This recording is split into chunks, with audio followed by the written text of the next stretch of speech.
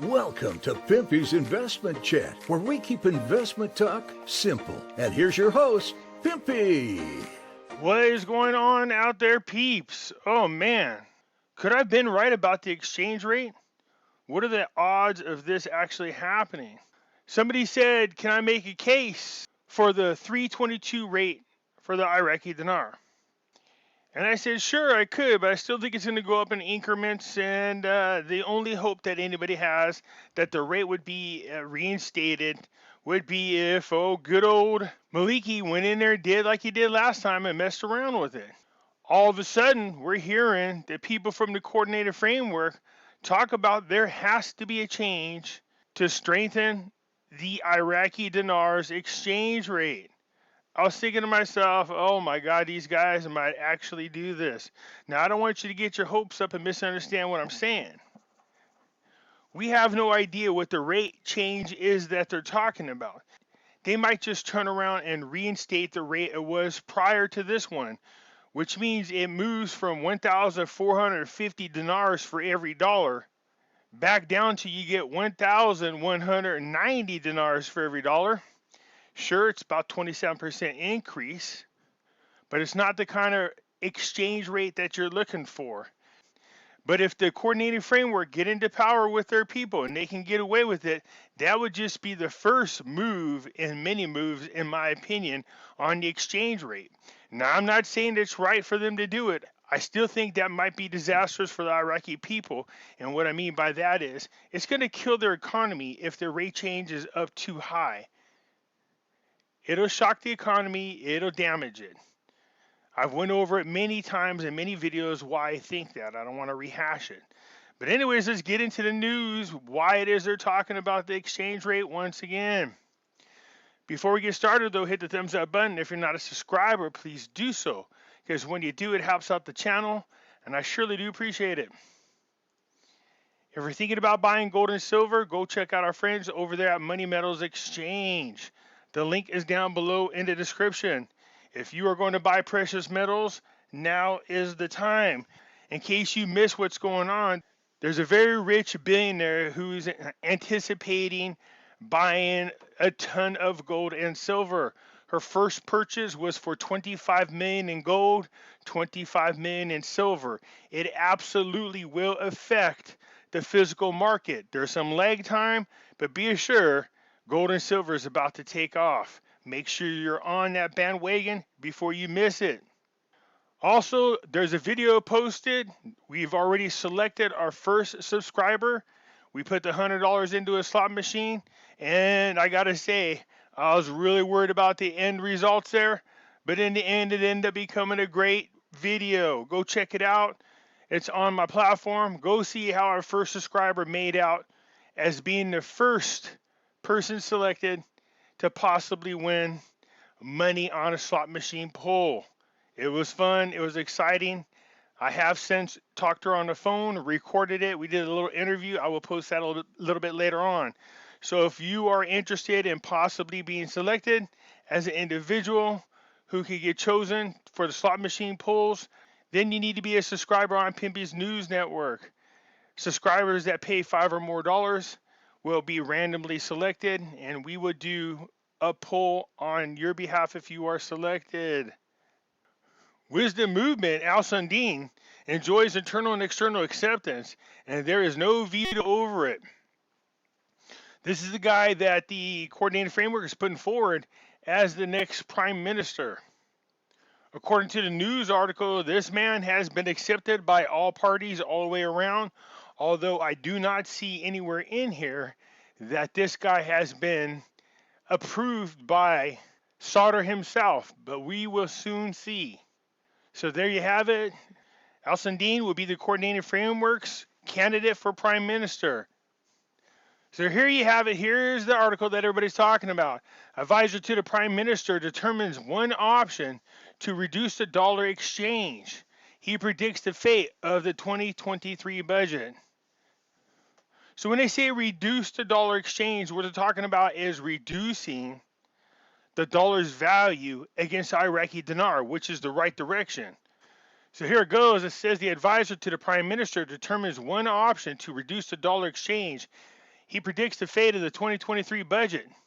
The Prime Minister's advisor for economic affairs has identified one option to reduce the dollar's exchange rate against the Iraqi dinar while predicting the fate of the 2023 budget.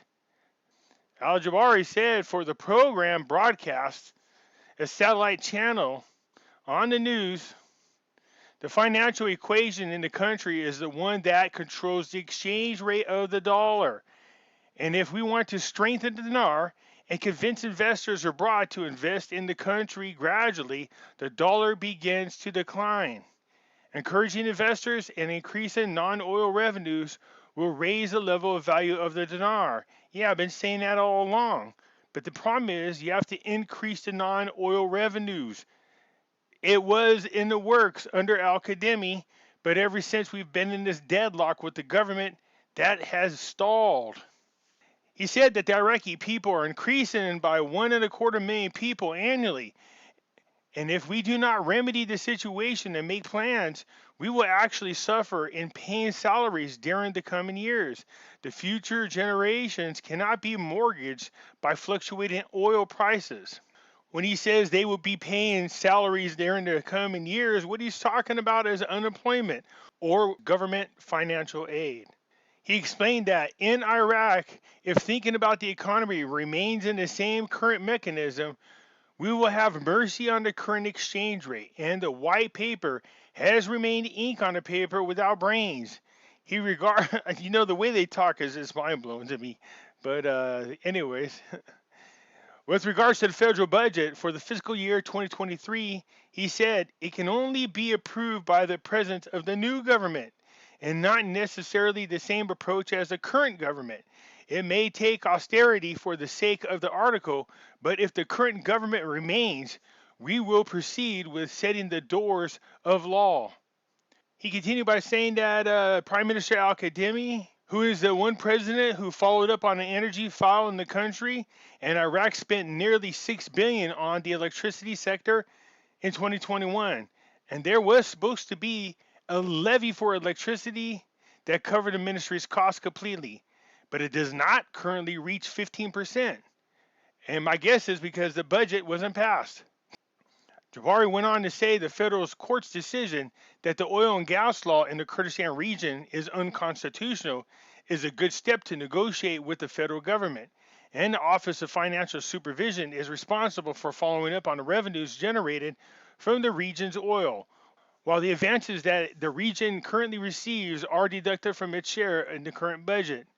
Regarding the economic pressure paper on Turkey after the criminal attack against civilians in a resort, Jabari said it is possible that the government has now begun to escalate.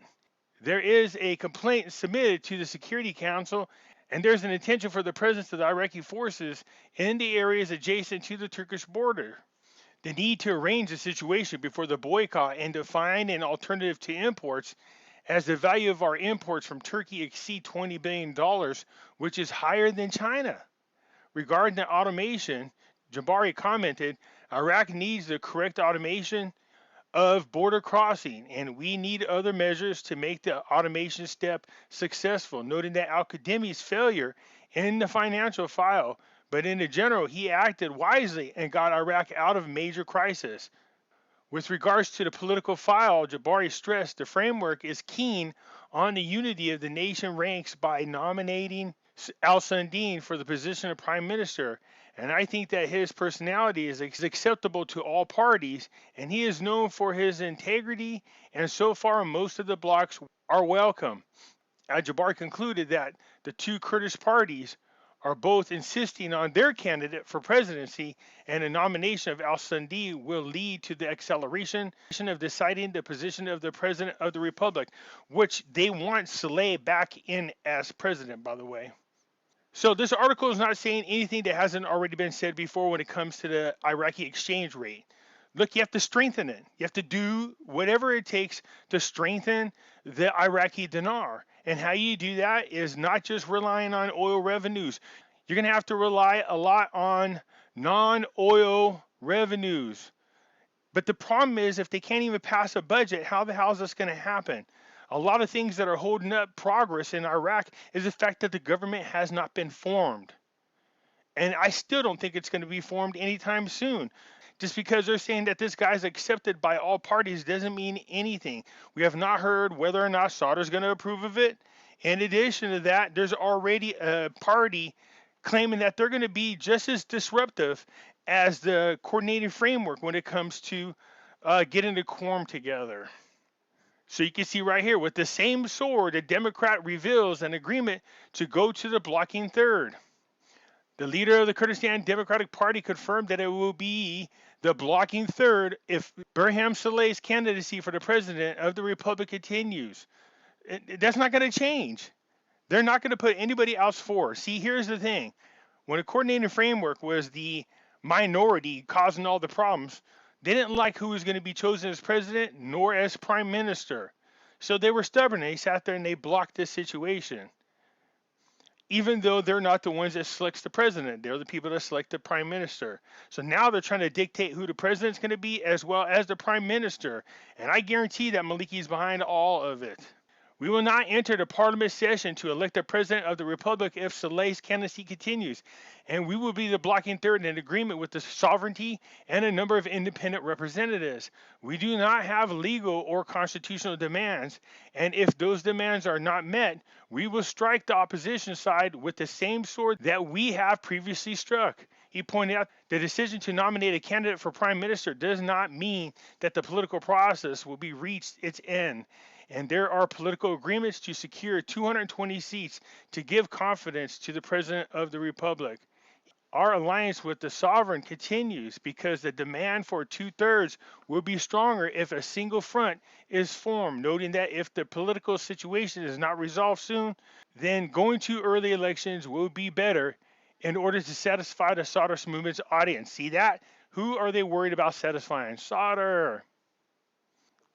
Down below, you can see right here, just the man I was talking about. Sooner or later, I knew he was going to get his people in there. Decisive Monday, Maliki's two candidates lead the race to head the Iraq government.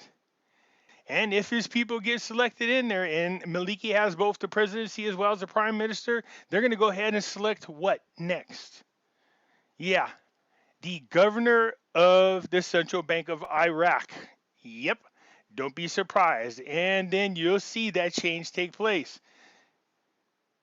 The coordinated framework, which brings together most of the Shiite political forces, plans today, Monday, to hold a meeting to resolve the prime ministerial candidate during its next stage.